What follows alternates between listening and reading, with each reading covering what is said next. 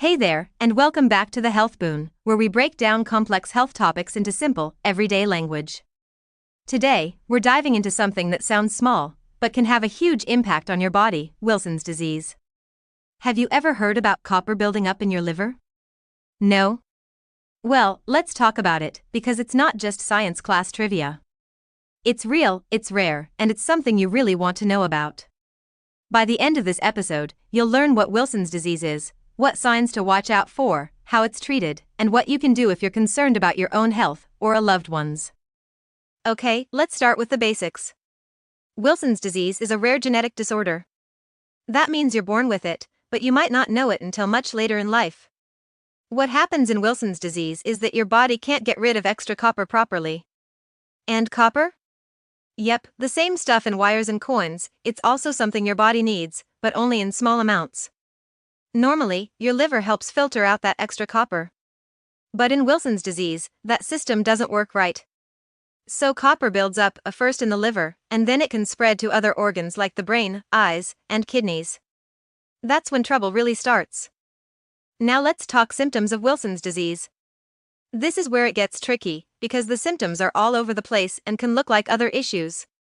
Some people show signs in childhood, others not until their 30s. Here are some common ones to look for. Feeling tired all the time. Yellowing of the skin or eyes, called jaundice. Swelling in the belly or legs. Shaky hands or trouble with coordination. Mood swings, depression, or trouble thinking clearly. Brownish rings around the eyes, called Kaiser-Fleischer rings. That last one? It's actually copper deposits in your eyes. Wild, right? And here's something even doctors sometimes miss. Wilson's disease can first show up as a mental health issue, like sudden changes in behavior or personality. So if a young person suddenly starts struggling emotionally and physically, it might be worth looking into. Okay, quick science moment, don't worry, I'll keep it super simple. Copper is a mineral we get from food. It helps with things like making energy and keeping our brain and blood healthy. But, just like sugar or salt, too much of it is bad. In people without Wilson's disease, the liver takes the extra copper and gets rid of it through the bile, which goes into your poop. But in people with Wilson's disease, that copper gets trapped. First in the liver, then it leaks into the bloodstream, and from there, everywhere. This copper overload is what causes all those symptoms we talked about earlier. Here's the good news: Wilson's disease can be managed really well if it's caught early.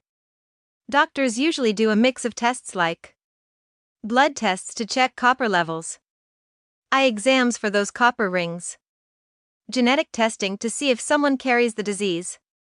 Once diagnosed, treatment is all about getting that extra copper out of your body and keeping it from coming back. Common treatments include medications called chelators. They bind to copper and help flush it out. Zinc supplements, to block the body from absorbing copper from food. In very rare cases, if the liver is badly damaged, a liver transplant may be needed. And here's something cool: with proper treatment, people with Wilson's disease can live full, healthy lives. Alright, let's bust a couple of myths real quick. Myth 1: copper from cookware or water causes Wilson's disease. Truth: nope.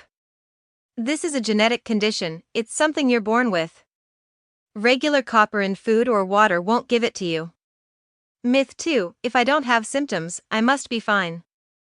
Truth: symptoms can take years to show up. That's why family history matters.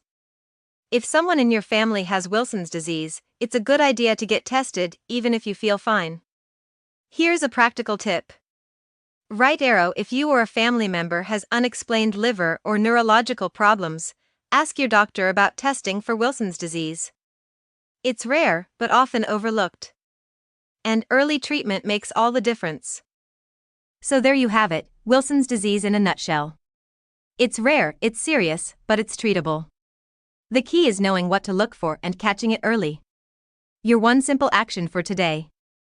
Lightbulb: take 2 minutes to learn if Wilson's disease runs in your family, or share this video with someone who might benefit from it. Want to learn more?